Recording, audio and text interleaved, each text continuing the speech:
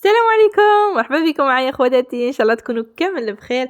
على بالي باللي طولت الغيبه هذه المره، من لا غالب كانت عندي ظروف خاصه والحمد لله رجعت لكم وجبت لكم وصفه اللي كامل راح تشكروني عليها وكامل تدعوا لي عليها.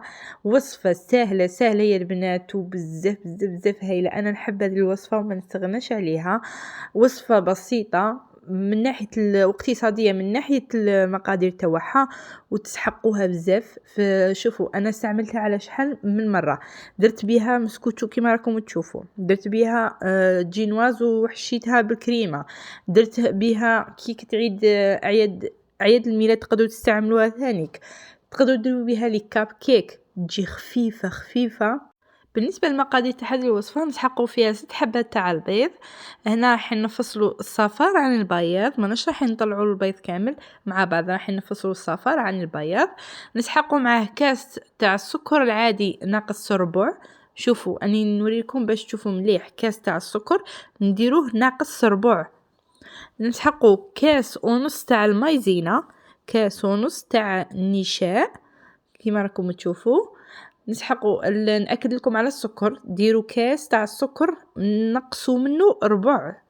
نسحقوا مغرفه صغيره تاع لافاني ومبشور حبه قارص. نفصلوا الصفار عن البياض كما قلت لكم باش نطلعوا كل واحد وحده. نحطوا الصفار بجيه ونعاودوا نرجعوا للبياض تاعنا، نبداو نضربوا فيه بالباطو غير بشويه، نطلعوا فيه وفي نفس الوقت رانا نزيدوا له في السكر. نطلعوا البيض مع 3 مغارف تاع السكر العادي كيما راكم تشوفوا. نطلعوه ونزيدوا له 3 مغارف تاع السكر العادي حتى اللي يولي عندنا كيما هكايا القوام تاعو.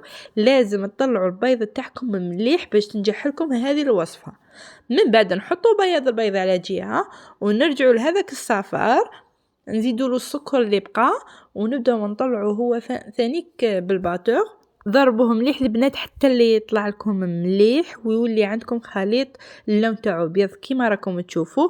هنا راح نزيد لها المغرفه الصغيره هذيك تاع لافاني ونزيدوا لها المبشور تاع القارص.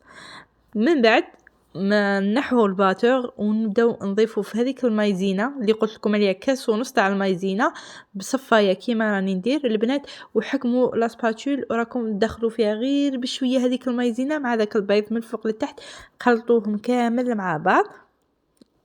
وماذا بكم تصفوا المايزينا باش هكايا راح نتعاونوا العجينه تاعكم يدخل فيها الهواء ونحو كامل هذوك الحبيبات تاع المايزينا. شوفوا هنا القوام اللي راح تحصلوا عليه، راح تحسوها كشغل عجينه ثقيله. اول حاجه راح تجيك في بالك تقولي كان لا جينواز ولا هم يحزنون. لا اختي مازالت. هذاك البيض اللي طلعتيه الاول تروحي تجيبيه وحكميه، قسميه على 3 مرات وتبداي تدخلي فيه كيما راني ندير انا في هذيك العجينه من الفوق لتحت غير بشويه هكايا حتى اللي تشوفي العجين تاعك بدا يترخى غير وحده وتولي عندك عجينه تاع جينواز الله الله كيما يحبها خاطرك. شوف اني صورت لكم كلش شويه زربت لكم في الفيديو بصح حبيت كلش تشوفوه بعينيكم. شوفوا دخلوها غير بشويه من الفوق لتحت حتى اللي تحصلوا على العجينه تاع الجينواز تاعكم.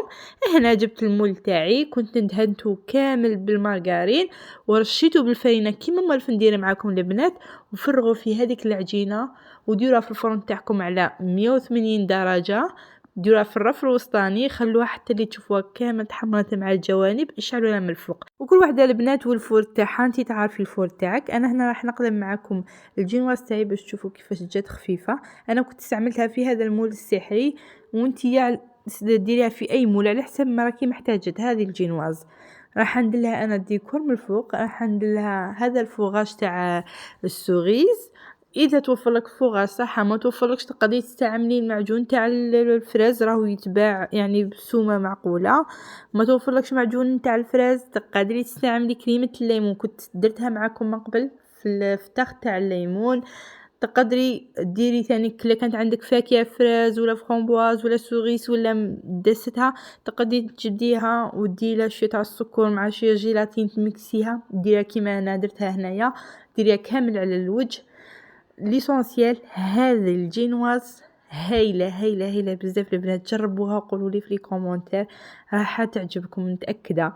بزاف بعثتوا لي على الجينواز في الأخير إن شاء الله تعجبكم الوصفة، ما تنسوش تشاركوا الفيديو مع صحباتكم مع العائلة، وسلام.